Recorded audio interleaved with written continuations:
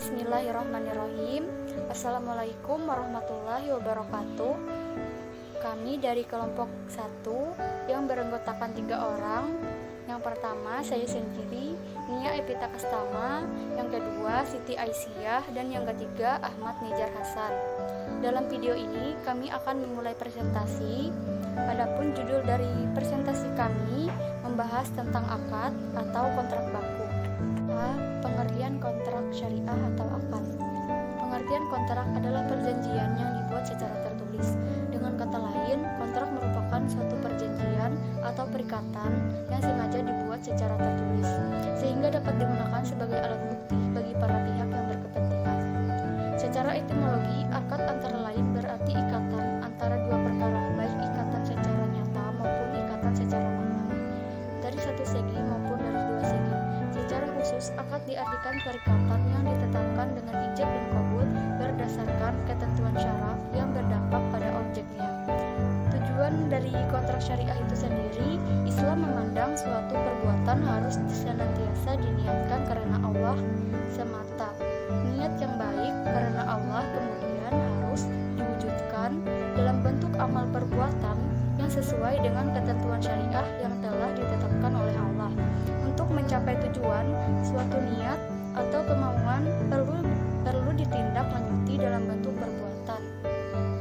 Tujuan melakukan perbuatan menyusun kontrak ialah maksud utama disyariatkan akad itu sendiri. B. Dasar hukum, rukun, dan syarat akad. 1. Dasar hukum akad.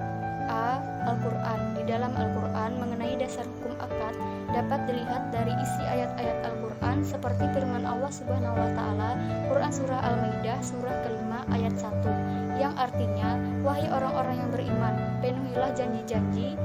Hewan ternak dihalalkan bagimu, kecuali yang akan disebutkan kepadamu, dengan tidak menghalalkan berburu ketika kamu sedang berihram atau haji atau umroh. Sesungguhnya Allah menetapkan hukum sesuai dengan yang Dia kehendaki. B. Hadis dari Abdurrahman bin Simasah, sesungguhnya dia mendengar Uqbah bin Amir berkata, Rasulullah Shallallahu Alaihi Wasallam bersabda, orang mukmin satu dengan yang lainnya bersaudara, tidak boleh membeli barang yang sedang dibeli saudaranya, dan meminang pinangan saudaranya sebelum ia tinggalkan. C. Ijtihad. Kedudukan ijtihad dalam bidang muamalah memiliki peran yang sangat penting. Sebagai bukti di Indonesia, pada bulan April 2000 telah berbentuk DSN yang merupakan bagian dari Majelis Ulama atau MUI. Dewan Syariah Nasional itu adalah dewan yang menangani masalah-masalah yang berhubungan dengan aktivitas lembaga keuangan syariah. 2. Rukun akad. A. Dua orang atau lebih yang melakukan akad atau transaksi disebut akidain. B. Seghat atau ijab dan kabul. C. Ma'qud alaihi atau sesuatu yang diakadkan. 3. Syarat akad. A. Syarat orang yang bertransaksi antara lain berakal, balik, mumayyiz, dan orang yang dibenarkan secara hukum untuk melakukan akad. B. Syarat barang yang diakadkan antara lain bersih, dapat dimanfaatkan, milik orang yang melakukan akad, dan barang itu diketahui keberadaannya. C. Syarat seghat. Dilakukan dalam satu majelis, ijab dan kabul harus ucapan yang bersambung. Ijab dan kabul merupakan pemindahan hak dan tanggung jawab. C. Yaitu asas-asas akad. Yang pertama yaitu asas ilahiyah atau asas tauhid. Setiap tingkah laku dan perbuatan manusia tidak akan luput dari ketentuan Allah Subhanahu wa Ta'ala. Seperti yang disebutkan dalam Quran Surah Al-Hadid, Surah 57 ayat 4, yang artinya, Dia bersama kami, kamu, di mana saja kamu berada. Kemudian B. Asas kebolehan atau mabda al-ibahah. Terdapat kaidah fikih yang artinya, pada dasarnya, segala sesuatu itu dibolehkan sampai terdapat dalil yang melarang. Kemudian C. Asas keadilan atau al-adalah. Dalam Quran Surah Al-Hadid ayat 57 Surah 25 disebutkan bahwa Allah berfirman,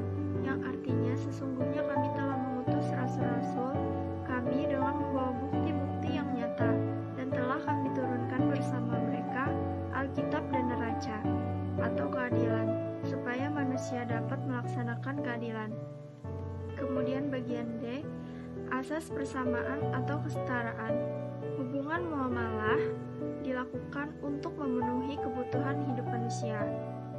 Seringkali terjadi bahwa seseorang memiliki kelebihan dari yang lainnya. Oleh karena itu, sesama manusia masing-masing memiliki kelebihan dan kekurangan. Bagian E, asas kejujuran dan kebenaran atau as-sidik. Jika kejujuran ini tidak diterapkan dalam kontrak, maka akan merusak legalitas kontrak dan menimbulkan perselisihan di antara para pihak. Kemudian bagian F, asas tertulis atau al-kitabah.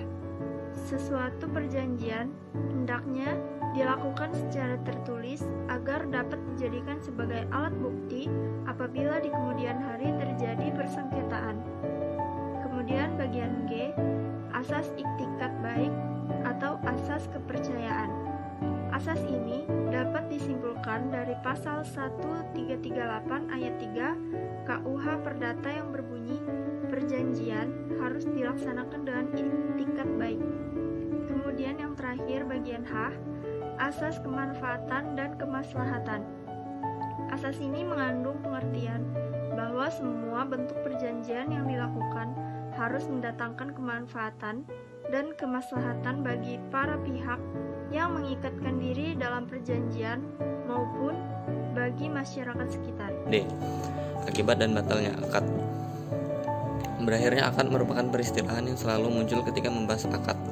Sebagian sarjana hukum Islam menganggap sama rata berakhirnya akad, fasak akad, dan terminasi akad. Namun sebenarnya ahli hukum Islam kontemporer membedakan ketiga hal tersebut. Berakhirnya kontrak dapat diartikan sebagai putusnya hubungan di antara para pihak yang mengadakan akad. Dengan putusnya hubungan tersebut, perbuatan pada pihak yang berkaitan dengan akad tidak akan menimbulkan akibat hukum. Karena pada prinsipnya akibat hukum hanya akan terjadi apabila ketentuan akad yang telah ditetapkan oleh syara berlaku bagi para pihak pelaku pelaksana hak dan kewajiban. E. Ingkar janji dalam akad dan sanksinya. Berikut beberapa ketentuan ingkar janji dan sanksi pada akad. 1. Pihak dapat dianggap melakukan ingkar janji apabila karena kesalahannya A. Tidak melakukan apa yang dijanjikan untuk melakukannya. B. Melaksanakan apa yang dijanjikannya tetapi tidak sebagaimana dijanjikan. C. Melakukan apa yang dijanjikannya tetapi terlambat. Atau D. Melakukan sesuatu yang menurut perjanjian tidak boleh dilakukan. 3. Pihak dalam akad yang melakukan ingkar janji dapat dijatuhi sanksi. A. Membayar ganti rugi. B. Pembatalan akad. C. Peralihan risiko. D. Denda. Atau E. Membayar biaya perkara. 4. Sanksi pembayaran ganti rugi dapat dijatuhkan apabila A. Pihak yang melakukan ingkar janji setelah dinyatakan ingkar janji tetap melakukan ingkar janji. B. Sesuatu yang harus diberikan atau dibuatnya hanya dapat diberikan atau dibuat dalam tenggang waktu yang telah dilampaukannya. C. Pihak yang melakukan ingkar janji tidak dapat membuktikan bahwa perbuatan ingkar janji yang dilakukannya tidak dibawa paksa. Sekian presentasi dari kami, kurang lebihnya kami minta maaf. Terima kasih. Assalamualaikum warahmatullahi wabarakatuh.